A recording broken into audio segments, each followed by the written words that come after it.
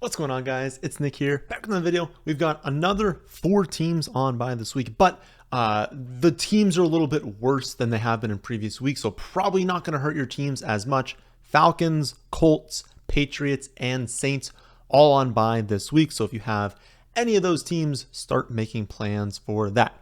All right, first up, we've got the Thursday night game, Bengals at Ravens. This game has a 46-point total, and the Ravens are 3.5-point home favorites. For the Bengals side, Higgins is expected to miss again this week. Andre will also be out. That doesn't really impact a lot of things there, but their top three wide receivers are going to be Chase, Boyd, and Irwin.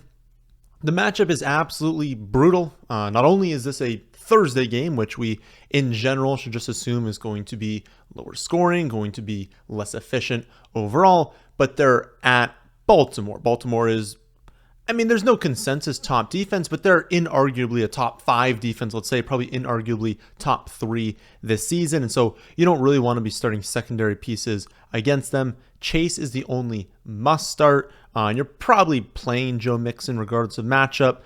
He is the single most featured running back in the NFL over the last month. So not expecting efficiency from him. Could easily have a bad game if he doesn't score, but he's getting so much volume and so much of the opportunity for this team that you kind of have to just play him. Behind those two, Burrow grades out as a quarterback 2 this week. Boyd is my wide receiver 43 even after his big game last week. And then Irwin ranks outside my top 50. So, I do think you can start Burrow. I think you can start Tyler Boyd. But Baltimore is second in pass defense CWA, first in yards per pass attempt allowed. They've only allowed 173 passing yards per game against them. So ideally you're sticking to Chase and Mixon, but if you have to play Boyd, have to play Burrow, that's totally fine.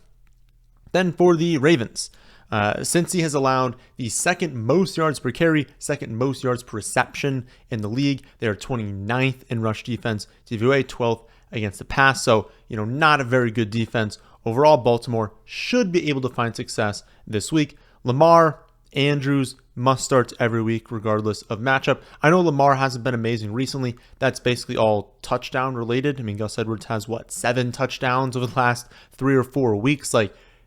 That's mostly randomness. Lamar is eventually going to throw a touchdown. He's eventually going to run them in. They can come in bunches as well. He could run for 2 and throw for 1 this week. I think you just kind of have to play Lamar every week and live with that fact. Behind them, Gus, touchdown dependent running back 2, who's been hitting recently, but we know the floor is very low when he does not score. And then Zay Flowers is a low ceiling wide receiver 2. Relatively decent floor. Listen, everyone's floor is 0, but most weeks he's going to have a decent amount of points. It's just that that ceiling of 8 for 120 in a score, he's less likely to hit a ceiling like that than most other wide receiver 2s, but you kind of live with it. He's still a pretty decent play, better in full PPR formats. The hope is that Keaton Mitchell will get more touches this week. It's the hope if you're not a Gus Edwards owner, but that's my hope. He looks really good. I would keep stashing him, but until we actually see the workload increase, you probably can't trust him, especially on a Thursday night game. I don't know. I probably wouldn't go there. The hope is he goes out there, he has 8 or 9 carries, he continues to look good, and then maybe next week we're looking to start him. He does grade out 34th right now, though, so if you're super desperate, you could go there. No London game, no Germany game either. So kickoff's going to start at 1 o'clock Eastern. We're going to have Cowboys at Panthers, 42-point total. Cowboys 10.5-point road favorites.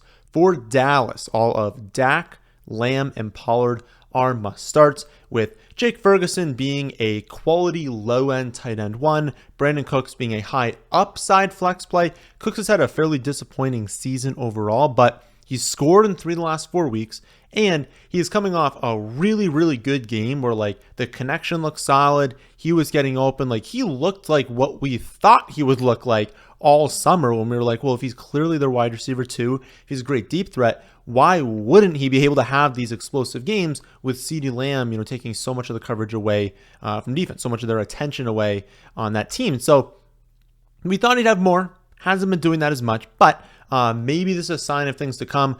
That's probably going to be his best game of the season, let's be honest. But he's probably going to have some decent games moving forward. If you wanted to start him in the flex, I would be fine doing that, or at wide receiver 3, that's probably better.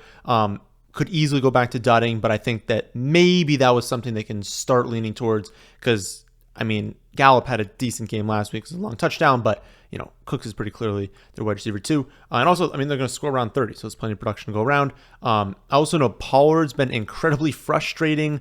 He yet again got unbelievably unlucky. Like if I told you that, Dallas was going to score 7 touchdowns, that 3 of them would come on the ground, you wouldn't think, oh, well, actually, Pollard's just going to get tackled to the 1-yard line. They're going to run one in with Dak, run one in with a wide receiver, and the backup running back is going to get a rushing touchdown as well. So even though this week they take on a Panthers defense, it's allowing the 3rd highest opponent rushing touchdown percentage. So among the percentage of touchdowns that are scored against the Panthers, only 2 other teams score or have rushing touchdowns scored against them at a higher rate.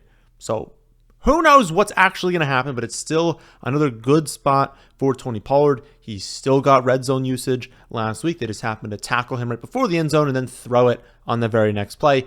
So you're still playing him, but I get how it's very frustrating. For the Panthers side, there's almost nothing to like. Dallas is a negative matchup all around. I'm projecting only 1.6 offensive touchdowns for the Panthers. Adam Thielen is a low-end wide receiver too because the volume is really good. He could easily have a very good game, especially in full PPR. I mean, he can rack up, 10 receptions. Chuba Hubbard, he can be played as like a very low-end running back too, but besides that, I mean, you're probably just fading this entire offense besides maybe Chuba, but then I think Thielen's probably still a decent start. I would say better in full PPR though. Next up, we've got Steelers at Browns, an absolutely disgusting 34.5 point total. I don't know what the lowest of the season has been, but it has to be around there if it's not that game. And then Browns are 2.5 point home favorites, despite this is after the markets had time to react of Deshaun Watson being out for the rest of the season. So taking that into account, they are still 2.5 point home favorites. For the Steelers side, Jaylen Warren got 15 carries to Najee's 16 last week. That was a lot of usage. Obviously, it helped that they were winning, but I think the point is Warren's getting work on the ground and basically splitting at this point with Najee Harris. Yet again, he outproduced him too. If you give both Warren and Najee the same amount of workload, Warren is going to perform better on those touches. My preseason prediction that Warren would outscore Najee despite being 10 rounds later in fantasy is currently alive. It's coming true so far. Warren just surpassed him in half PPR scoring last week. Unfortunately, even though plenty of us might have Jaylen Warren, it's a dreadful matchup. They are road underdogs. This is the lowest total game of the week by a considerable margin. There are not going to be very many yards or touchdowns to go around in this game overall on both sides. And then you think, the Steelers are the underdogs in the lowest total game potentially of the year. I'd have to check on that one, but point is not a lot of points or yards that are going to be expected in this one. Najee, Warren are 29th and 30th right now. I would just consider them both, for running back obviously, I consider them both just low ceiling plays that they're going to get some touches. If you really need them, you really need someone to go out there and get you 7. Sure, the ceiling on both of them is not very high. Last week they were at home against the 22nd ranked rush defense. This week they're on the road against the number 1 ranked rush defense in terms of DVOA. For pass catchers, it's kind of also a stay away. Cleveland's allowing the lowest passing yards per game against them. And with Pat Freiermuth back this week, you're adding just another player into the split of just a very, very small pie, right? We always talk about opportunity on an offense, basically as a pie. And the more players you're splitting it amongst, the smaller everyone's pieces. If you've got a massive pie, who cares how many pieces are being split? Everyone's getting a lot. We've got a very, very small pie for the Steelers this week, and we're adding in another player that's going to split it. Not that great. I would honestly be fine benching all Steelers players this week. Then for the Browns, they are also part of this gross game environment. They don't get to escape that, right? But at least they're the home team. At least they are favored right now. We know that Watson, again, done for the season. So they're going to have poor quarterback play. We can't expect efficiency on offense.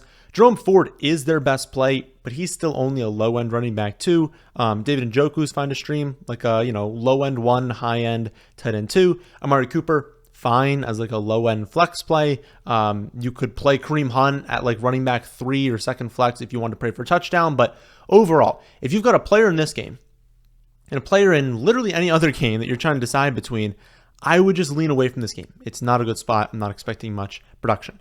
Next up, we have Bears at Lions, 47.5 point total. Lions 9-point home favorites. For the Bears, Fields is expected back, which is just going to increase everyone's ceiling. There's still a chance they have a bad game, right? They've had plenty of bad games with Justin Fields, but the ceiling when he's quarterback is much higher for the offense.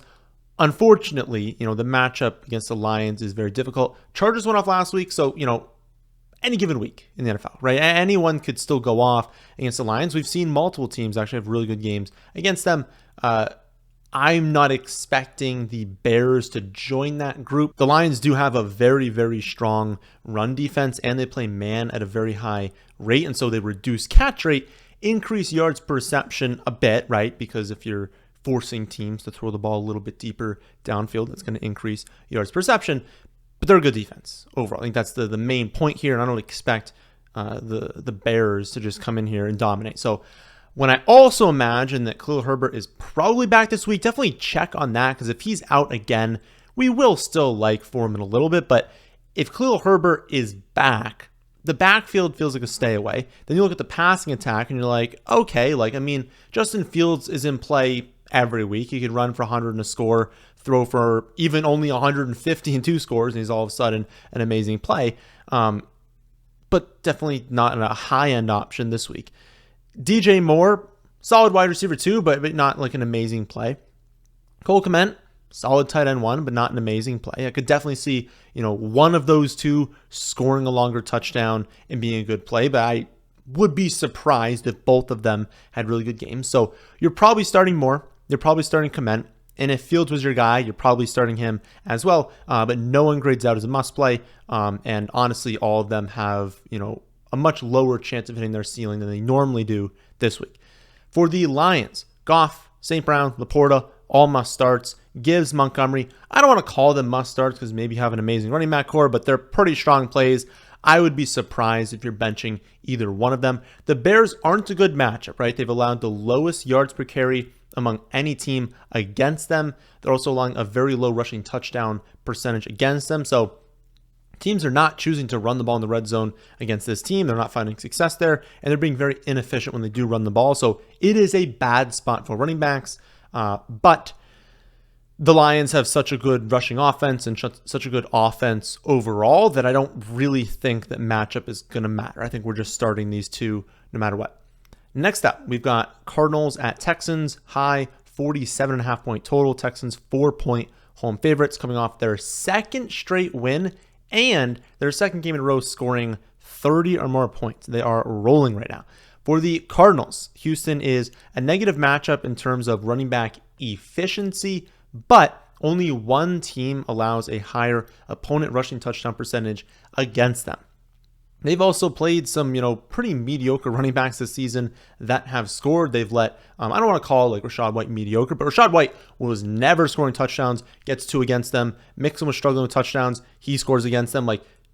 You don't necessarily see efficiency on the ground against Houston. Actually, you see inefficiency. But when teams get into the red zone, they run it a lot. So we should expect rushing touchdowns from the Cardinals this week. That could still come from Kyler. Kyler could steal touchdowns, but James Conner has historically been pretty good at the goal line. He's someone they trust at the goal line.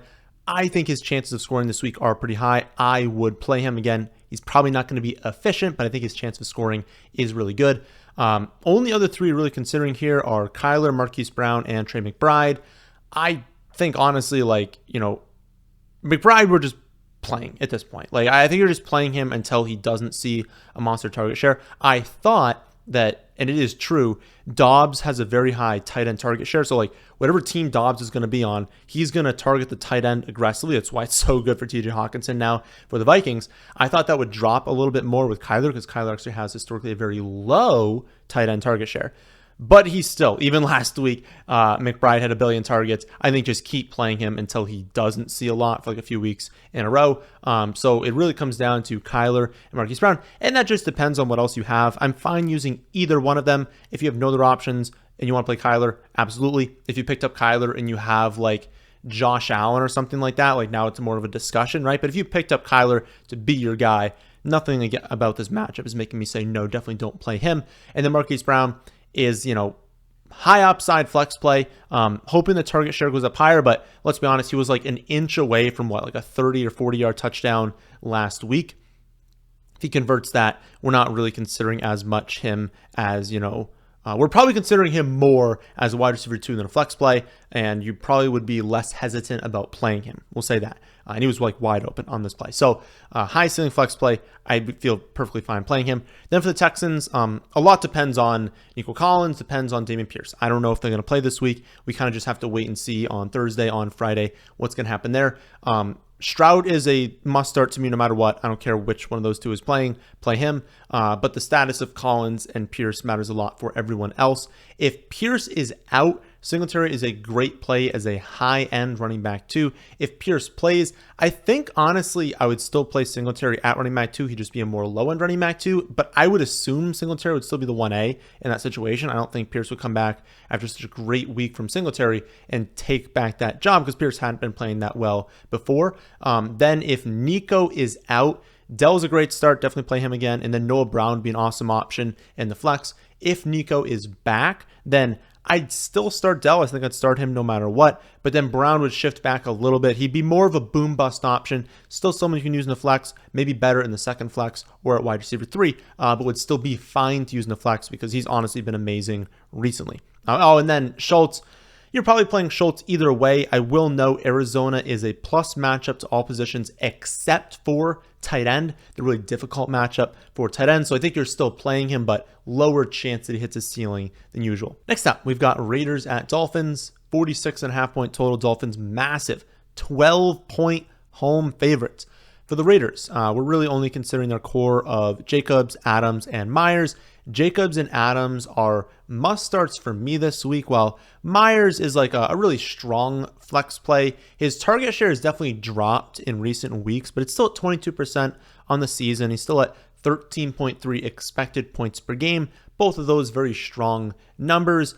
He's also got a really good red zone role, which is like the opposite of what we saw in New England. They, for some reason, decided not to use him in that area. I still have him ranked 36th right now. And again, we knew he was going to have a bad game last week. They were playing the Jets. We said not to start him. No one expected him to be good. So it's not just like, can't play him because he's not involved anymore. It's against the Jets. Like everyone has a bad game against the Jets. But it depends on what you have. If you have, only 2 wide receiver spots in 1 flex and you've got 3 top 20 options, don't play Jacoby Myers. But if you need him, if it's really close, I would feel comfortable starting him.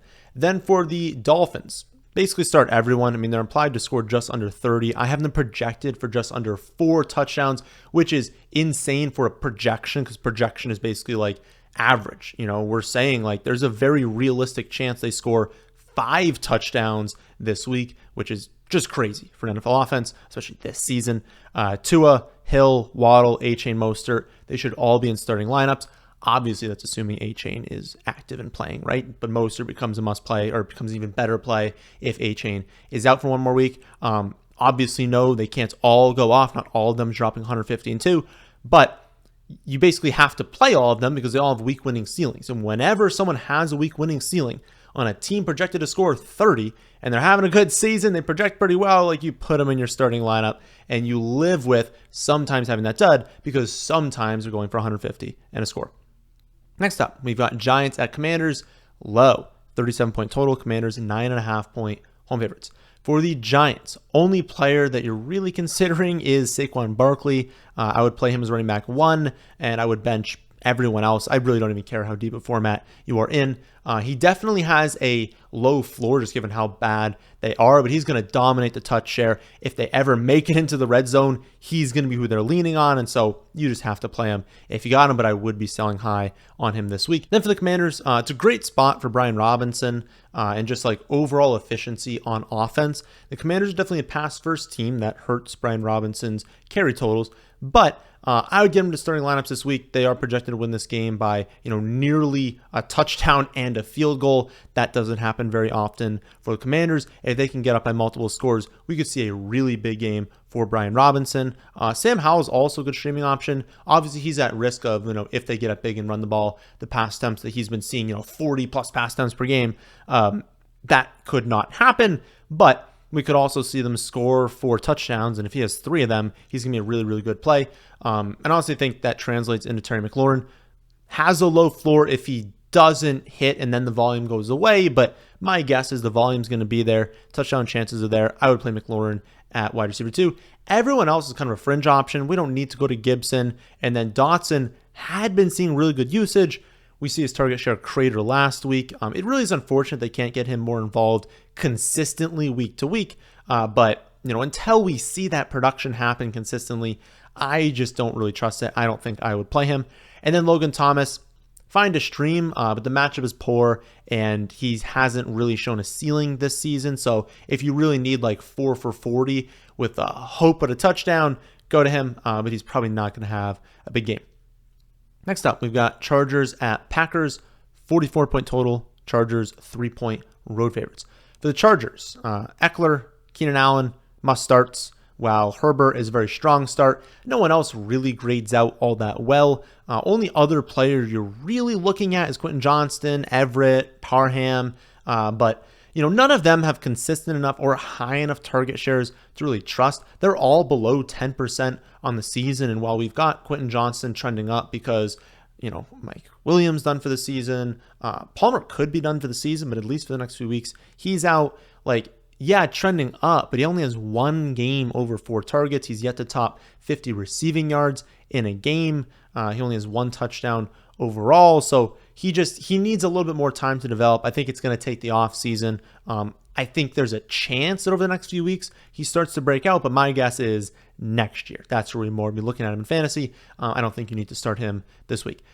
For the Packers, I would start Aaron Jones whenever he's healthy. Some matchups, I guess, maybe we'll go away from him, but he's Aaron Jones. He's good enough to where I don't really care what the matchup is. Play him. Other than that, no Packers really all that appealing. We talk about the pie again, right? Another team, small pie, a lot of people getting slices. Jordan Love, Musgrave, sure, you can stream them. You could play Watson, Dobbs, Reed, all in the flex, ideally the second flex spot or the wide receiver 3 spot. But Aaron Jones is the only one I would feel good about. And you got to know with everyone else, the floor is low. The ceiling isn't super high, and they're going to need a touchdown to pay off. And that's never ideal. I'd prefer everyone that I start each week. It's never going to happen right for everyone. But I prefer everyone I start to be able to be like, okay, even if they don't score, they can be a really good play. I just don't see that with people on the Packers right now. They need a touchdown to be a good play. Without it, they're scoring like 5 fantasy points, and that's not great. Final 1 o'clock game is going to be Titans at Jaguars. This game has a lowish 40-point total. I guess not even that low for the season. And then Jaguars, 6.5-point home favorites. For the Titans, it's a good spot for the passing attack, bad one for the ground game. That's not what the Titans want to hear, right? They want spots where it's great for the ground game and bad for the passing attack. You still got to play Derrick Henry every week. Hopkins is still a very strong flex play, even after his dud last week. But other than that, there's not a lot to like on the Titans side. And even those two, I think you're starting both of them if you have them. You're definitely starting Derrick Henry because the ceiling is so high. But Henry only grades out 20th. He's not having a huge opportunity share on this offense, and then the matchup isn't that great. And then, Hopkins is 26, and I'm only projecting 1.35 offensive touchdowns for the Titans this week. It just doesn't feel like a week where Titans players are going to do all that great. But if you've got one of those two, you have to play them. That's fine. Would not go to secondary pieces there. On the Jaguar side, Etienne's a must start. I know it's a bad matchup, but you have to play Etienne. Kirk, Ingram are very strong starts. I will note on Ingram, though, very low ceiling play. 1 red zone target on the season, none inside the 10-yard line. Titans are elite against tight ends. He's a very high floor play, which you can say about basically 0 tight ends is their high floor play. But he's probably going to get you like 9 to 10 full PPR points, but he's also probably not going to score. And so his range is really like, 8 to 13, 14 points. He's probably going to be in that range in full PPR, which is fine. But if you need ceiling, you're not really going to him. Kirk, on the other hand, been really good this season. He has shown a good ceiling. The matchup sets up much better for him to see high volume. So I would definitely start Christian Kirk. Then if you're looking at Ridley, at Trevor Lawrence, neither one of them stand out. I would probably find someone else to stream if you have Trevor Lawrence. And then Ridley's been, incredibly disappointing this season. I mean, Lawrence has been a straight up bust, but Ridley's been disappointing. He's had good games, but way worse of a season than we're hoping for. I just think, he still has the talent, still has the potential to where if you had to play Ridley in the flex as a boom bust play, knowing that, 2 for 30 is absolutely in his range of outcomes, but that, 8 for 100 a score is also there, I think he's totally fine to play there. And again, I just want to reiterate, bad matchup for Travis Etienne, but he's the third most featured running back over the last month, and 9th in expected points per game over that time. Matchup doesn't matter as much when you're getting a billion touches, and he's super explosive. He'll probably be inefficient overall, but then if he busts a big play, it's going to be good. I think you have to play him. 4 o'clock games kick off with Bucs at 49ers, 41.5 point total. 49ers, 11.5 point home favorites. For the Bucs, San Fran is a positive matchup for wide receivers, but mostly negative overall, or mostly like negative to neutral overall. And then wide receivers, it's positive more because they force teams to throw it so much that like wide receivers aren't efficient, but volume kind of flows their way. I do think you're playing all of Evans, Godwin, and Rachaad White this week, especially because of that game script. They all kind of benefit from if they go pass heavy. Well, that's who they're throwing the ball to, and so receptions can really rack up. But I would say they're all kind of lower end plays because I'm not expecting the Bucs to go out there and score 30 real life points, right? They're 11.5 point underdogs. We could get into a situation where San Fran's up 2 scores in the second half. They run it a ton and plays are limited overall. White is my running back 21. Evans is wide receiver 24. Godwin, my wide receiver 33. So do with that what you will. See what else you have, how it compares to those numbers. And then Otten, tight end 18. I know he had a big game like 2 weeks ago. Touchdown or bust. Very low ceiling play. Very, very bad matchup. Probably wouldn't go there. Then for the 49ers, all their starters are must plays. So McCaffrey, Ayuk, Debo, Kittle, all must starts. Purdy's my quarterback 10, so he's a great streaming option this week as well. Tampa Bay has a strong run defense, and that forces teams to pass against them. That matters very little for San Fran. They're going to kind of do what they want and probably be successful in doing that. All their starters, the same thing I say with other teams as well that are really good, like Miami. All of San Fran's starters are not going to go off, but all are set up well. All have good ceilings, so all should be in your starting lineup. Jets at Bills is up next. Low 40 point total. Bills 7 point home favorites. For the Jets, they cut Michael Carter so they could get Izzy Abanikanda. I know I'm saying the last name wrong. Someone remind me of how exactly to say that, but Izzy, they want to get him more snaps. My thought on that is, Carter was basically just getting, change of pace, third down snaps, and they kind of look at Izzy being like, that's what Izzy is. Like he's maybe not as good in the passing game as Michael Carter, but I would imagine that workload shifts over to Breece Hall. So it's a positive for Breece Hall. And they kind of just try and get Izzy like a few carries each game, try and have him hit for big play, because that's basically what he can do, is provide potential big plays on offense, and the Jets are obviously looking for more explosive plays on offense. I don't think this matters that much overall, but basically Breece is a slightly stronger play now, but only 2 players are playing on this offense are Breece Hall and Garrett Wilson. You are playing them, and I would bench everyone else. Then on the Bills side, they fired their offensive coordinator, even though, the players should be taking a lot of the blame for their struggles right now. I understand why they did it, but a lot of things that happened recently that were not on the offensive coordinators. They're not to blame the offensive coordinator for. We will see if usage changes, if, especially player usage, like, running back snap shares, running back opportunity shares, how they involve, Gabe Davis and James Cook are probably the biggest 2 that we're looking at. But it's a matchup with the Jets this week. Let's not get too cute. We're not starting fringe players in the hopes that they turn things around and use players more. You play Allen, Diggs, and Kincaid. You use James Cook if you need him as a low-end running back too. My running back 23 right now, so it depends what else you have. But I'm not in love with that play. And then, matchup is tough enough where I don't really want to play Gabe. I wouldn't go to anyone else. Final 4 o'clock game is going to be Seahawks at Rams. This one has a 46-point total. Seahawks 1-point road favorites. For the Seahawks, no one stands out as a must play, but I'd be surprised if you weren't playing Ken Walker or Metcalf. They're both pretty strong starts. We've been talking a lot about how the role is being reduced for Ken Walker, and he is living a lot more now off of these big plays, just like hoping that he can hit for like a 60-yard touchdown, right? Because the passing volume is just not going to be there anymore, and the rushing volume is now getting trimmed down with Charbonnet there. But I think it's still at the point right now where you're probably playing him no matter what. Then Lockett, I think Lockett's a good flex option as well. I'd stick with him. He doesn't grade out amazingly, but he's always in line for touchdown, always out there for a big play. I would just keep him in your starting lineup if you've been using him. Charbonnet, JSN, they're having solid rookie seasons. I think they're going to be useful for us in the future. I don't know if that future is this season really, but good players, just volume opportunity, volume ceiling isn't really there for me to trust them right now. JSN would be the one maybe you lean towards as, a wide receiver 3 in deeper formats in the flex or second flex spot. For the most part, you can probably bench Charbonnet and JSN, but probably keep them stashed on your bench. Definitely keep Charbonnet stashed on your bench as a high upside play. Again, each super talented, but it's kind of tough trusting that volume. Geno's also a difficult player to trust right now. Came off a good game last week. We were definitely on him last week, but quarterback 18 this week. His numbers have definitely taken a hit since last season, and I'm not expecting as good a game for the passing attack this week. Then for the Rams, Kyren is a week away at least from returning, but I think a week away. I think he's going to return next week. So we should see Henderson. We should see Freeman split the workload again.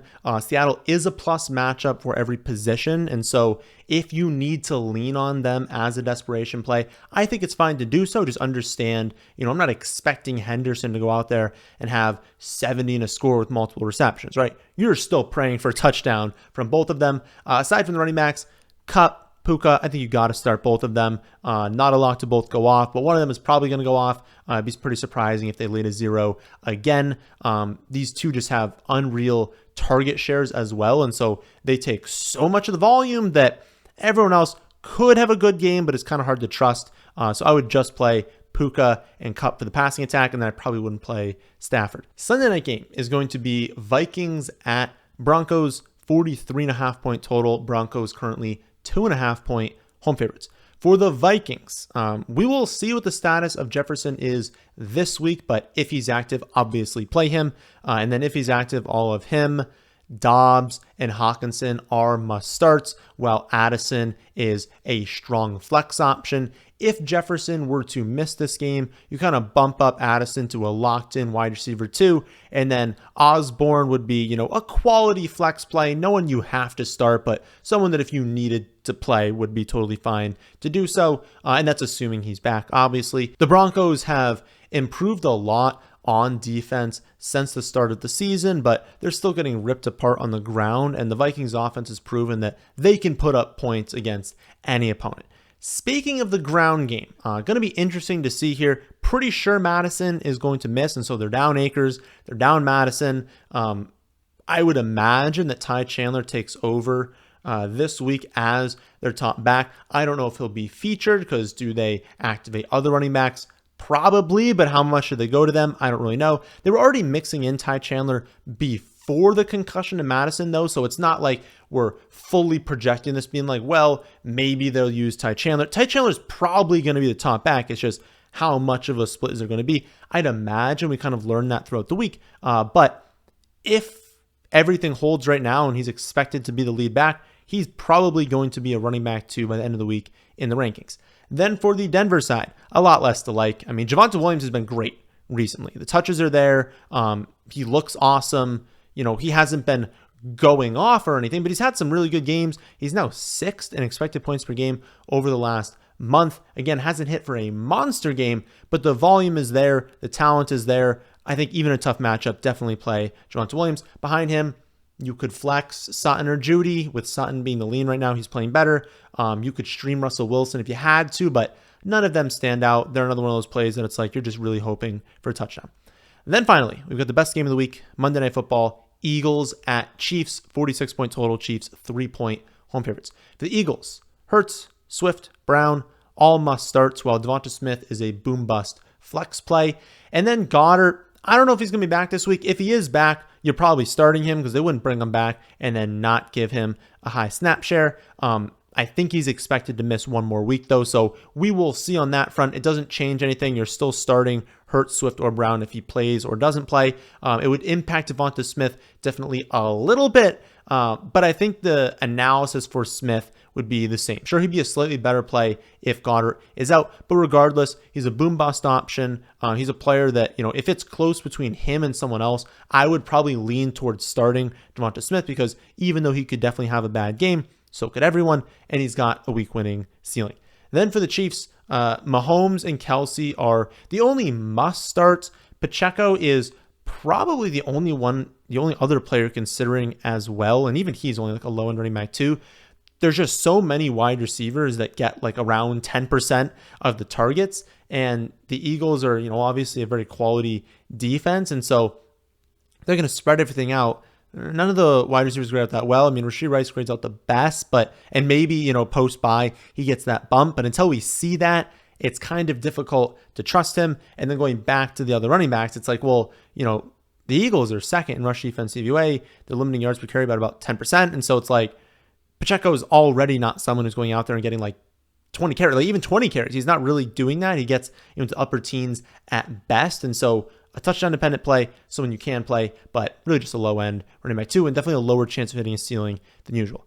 So that is a breakdown of every single matchup this week. You can see my exact rankings and projections on my website, thefantasyfootballadvice.com. You can also see strength of schedule and opportunity data there as well. I added last week the strength of schedule for every single team by position for the rest of the season and in the fantasy playoffs. And so if you want access to that, you can sign up for the site, or anyone who signed up for Underdog, whether you signed up, this week, in the future, over the offseason, whenever you sign up for Underdog using promo code FFA, if you did that, you're also getting access to that content as well. I don't think a lot of people know that. So I'll be back on Saturday to go over my favorite Underdog picks.